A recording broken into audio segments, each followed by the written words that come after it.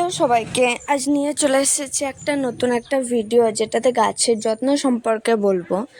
তো গাছ লাগালেই তো হয় না, তার যত্ন করতে হবে, তবে না সে ফুল ফল দেবে।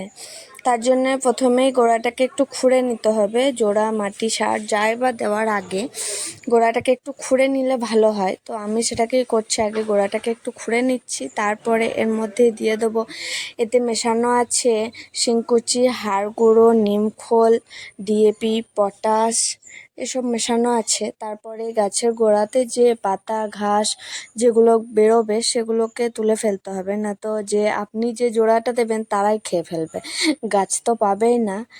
আর এইগুলো দেওয়ার পরে ভালো করে জল দিয়ে দিতে হবে, যাতে জোড়াটা একটু ভালো হয়ে পায়, ভিতরে যেন যায়।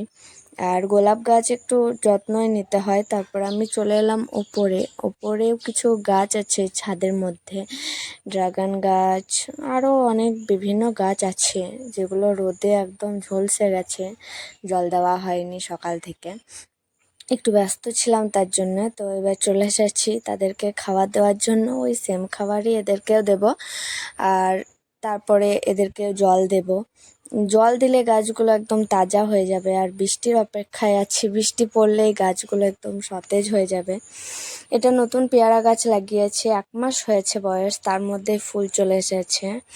তো গাছটা মনে হচ্ছে ভালোই হবে, দেখা যাক ফল পায় কিনা, ফল পেলে নিশ্চয়ই আপডেট।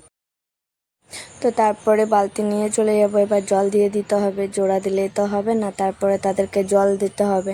তো উপরেই কল আছে, এখানে আমি জলটা দিয়ে দেবো। আর শাকগুলোর কি অবস্থা হয়েছে, একদম নেতিয়ে পড়েছে। তো জল দিলে আবার আধ ঘন্টার মধ্যে এগুলো ঠিক হয়ে যাবে। তো গাছগুলোতে সবগুলোতে জল দিয়ে দেবো। তারপরে ড্রাগন গাছে নতুন ডালপালা দেখা দিয়েছে, জোড়াটা আরও আগেও আমি দিয়েছি, এর ফলেও এইগুলো হচ্ছে। তো এই বছর ফল পাবো তার আশা করি না, আসছে বছর আবার হবে, এই অপেক্ষায় আমি রইলাম, আসছে বছর ফল নিশ্চয়ই পাবো। তো এটাকে দড়ি দিয়ে বাঁধাবাঁধি করে একটু না ঝোলালে ফলটা ধরবে না, তার জন্যেই এই ব্যবস্থা। তো আপনারা চাইলে আপনারাও করতে পারেন, এভাবে গাছ লাগাতে পারেন। আমি এটা সেপ্টেম্বরে লাগিয়েছি, তো এই বছর মনে হয় না আর ফল পাবো। আর একটা কার্টনেই দিয়েছি 3টে গাছ, নিচেও একটা ছোট বাগান আছে আমার, যে গাছগুলো উপরে ট্রান্সফার হচ্ছে আস্তে আস্তে। তো ওই যে আমাদের মহাপ্রভু কট্টুসোটা। তো আমার কাজ এখানে শেষ, আমি চললাম, টাটা বাই বাই, সবাই ভালো থাকবেন, গাছ লাগাবেন।